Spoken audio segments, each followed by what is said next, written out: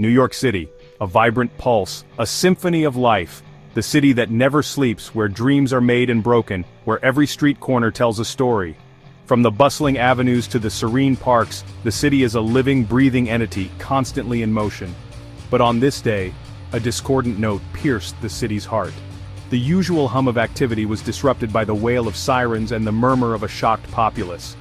The city, known for its resilience, was suddenly vulnerable. Brian Thompson, CEO of UnitedHealthcare, was found murdered. A man of influence and power, his sudden and violent death sent shockwaves through the corporate world and beyond. The skyscrapers that once symbolized ambition now cast long, ominous shadows. The news spread like wildfire, headlines blared, social media buzzed, and conversations in cafes and offices were dominated by the tragic event. Everyone wanted to know the details, the why and the how. Fear and disbelief gripped the city that never sleeps. How could this happen? In a place where millions coexist, the murder of a high-profile figure felt personal to many. It was as if the city's very soul had been wounded. Who would commit such a brazen act? The questions were endless, and the answers seemed elusive. The city's finest detectives were on the case, their faces etched with determination and concern. The investigation began immediately. The crime scene was cordoned off, and every inch was scrutinized for clues. The detectives knew that time was of the essence, and they couldn't afford to miss anything. The questions hung heavy in the air. The weight of the mystery pressed down on everyone, from the highest echelons of power to the everyday citizens. The city was united in its quest for answers. Every clue, every lead was meticulously followed. The detectives pored over evidence, piecing together the puzzle. Each new discovery brought them closer to the truth, but also deeper into the labyrinth of intrigue. Detectives worked around the clock, determined to bring the perpetrator to justice. The command center buzzed with activity, maps and photos covering the walls as they connected the dots and followed the trail. The pressure mounted as the public anxiously awaited answers. News channels provided constant updates, and the city held its breath, hoping for a breakthrough. The collective anxiety was palpable. The murder of Brian Thompson was more than just a crime. It was a stark reminder of the fragility of life, even in the heart of a metropolis. The memorials that sprang up were a testament to the impact he had on the community. It was a stark reminder of the fragility of life, even in the heart of a metropolis. As the sun set over the city, casting a golden hue over the skyline, people gathered to reflect and remember. The city, though shaken, stood together, resilient as ever. Deep in the heart of Maryland, a family received a devastating phone call. Their son, Luigi Mangione, was a person of interest in the murder of Brian Thompson. Disbelief washed over them. Luigi, their brilliant, unassuming son, it seemed unfathomable. Luigi's life was one of achievement. A high school valedictorian, an Ivy League graduate, a young man with a promising future. But somewhere along the way, something had gone terribly wrong. His family searched for answers, desperately clinging to the image of the Luigi they knew. The Luigi who couldn't possibly be capable of such a heinous act. The day of the murder began like any other for Brian Thompson. A high-powered CEO, his schedule was packed. Meetings, conferences, decisions that affected millions. But fate, it seemed, had other plans. As Thompson exited the Hilton Midtown Hotel, a figure emerged from the shadows, Luigi Mangione, armed and determined. A single gunshot shattered the air. Thompson collapsed, his lifeblood staining the pavement. Mangione fled, leaving behind a scene of chaos and despair. His motive? A mystery that would soon unravel. The manhunt for Luigi Mangione was swift and relentless. Police released his photo to the public. Tips poured in, each one carefully scrutinized. Mangione, it seemed, had left a trail of breadcrumbs. A McDonald's in Altoona, Pennsylvania became the unlikely stage for his capture. A customer recognized him from the news. The police were called. Mangione was apprehended without incident. In his possession, a chilling collection of items. A gun, ammunition, fake IDs, and a handwritten document. The contents, a scathing indictment of corporate America and the healthcare industry. Section 5, Behind Bars. The news of Mangione's arrest sent shockwaves through the nation. It was a story that dominated headlines and captivated the public's attention. People were glued to their screens, eager to learn more about the man behind the crime. The media frenzy was relentless, with every detail of Mangione's life being scrutinized and dissected. How could this seemingly ordinary young man be responsible for such a cold-blooded act? Friends and neighbors were in disbelief, describing Mangione as a quiet, polite individual who kept to himself. Yet, beneath this unassuming exterior, a darker side had emerged, shocking everyone who thought they knew him. The court of public opinion was quick to judge, but the legal process was just beginning.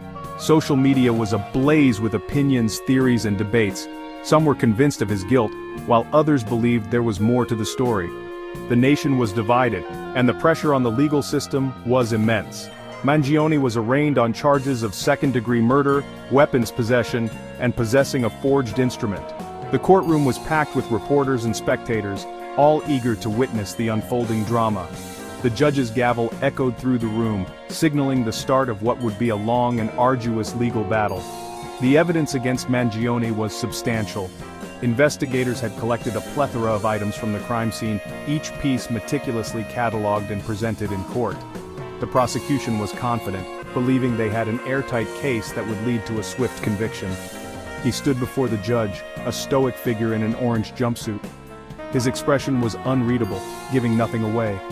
The weight of the accusations hung heavy in the air, but Mangione remained composed, his fate now in the hands of the legal system. His lawyer entered a plea of not guilty. It was a bold move, setting the stage for a contentious trial. The defense was prepared to challenge every piece of evidence, determined to prove Mangione's innocence. The courtroom buzzed with anticipation as both sides readied themselves for the battle ahead. The prosecution presented their case, a mountain of evidence pointing to Mangione's guilt. They laid out a detailed timeline of events, supported by witness testimonies and forensic analysis. Each piece of evidence was a building block in their argument, painting a damning picture of the accused. The defense countered, painting a picture of a troubled young man who had lost his way. They argued that Mangione was a victim of circumstance, caught in a web of unfortunate events. They called upon character witnesses, friends, and family members who spoke of his good nature and kind heart. The battle lines were drawn. The courtroom became a battleground, with each side fiercely defending their position. The judge presided over the proceedings with a stern demeanor, ensuring that justice would be served. The outcome was uncertain, but one thing was clear. The trial of Luigi Mangione would be one for the history books. Section 6. Unmasking the motive. As the investigation deepened, a clearer picture of Mangione's motive began to emerge. His writings revealed a deep-seated anger towards corporate greed and the failings of the healthcare system. Had his personal struggles morphed into a dangerous obsession?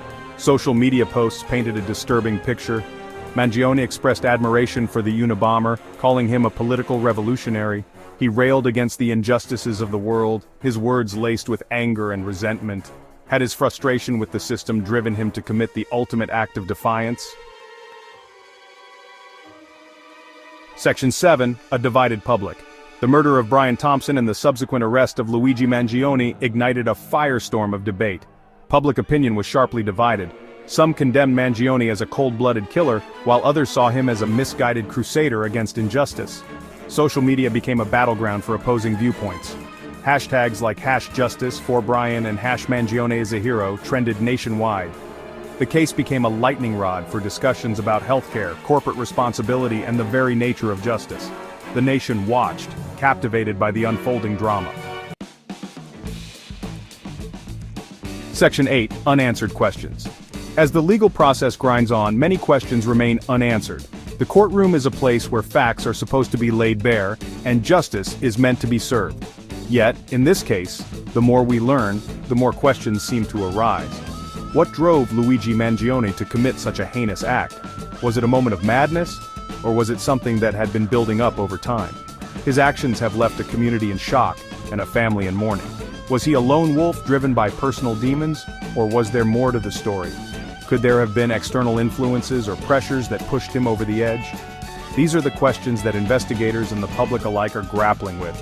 Did his anger at the healthcare system blind him to the consequences of his actions?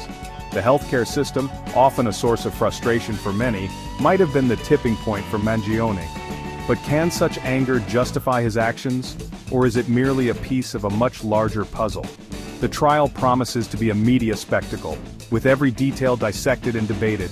The public's thirst for information will be met with a barrage of news reports, each trying to uncover the truth behind Mangione's actions. Expert witnesses will weigh in, evidence will be presented. Each piece of evidence, each testimony, will be scrutinized to paint a clearer picture of what transpired and why. And in the end, a jury will decide Luigi Mangione's fate. Their decision will be based on the evidence presented, but will it be enough to answer all the lingering questions? But one question may linger long after the verdict is read: can true justice ever be served in a case as complex and divisive as this? The search for answers may continue, leaving us to ponder the nature of justice and the human condition. Section 9, the trial ahead. The stage is set for a trial that will grip the nation. Luigi Mangione, once a promising young man, now stands accused of a horrific crime. The prosecution will present a mountain of evidence, while the defense will paint a picture of a troubled soul, driven to desperation. The jury will face an agonizing decision. Will they see Mangione as a cold-blooded killer, or a victim of his own twisted ideology? The verdict will have far-reaching implications, not just for Luigi Mangione, but for the ongoing national debate about healthcare, corporate greed, and the very nature of justice in America.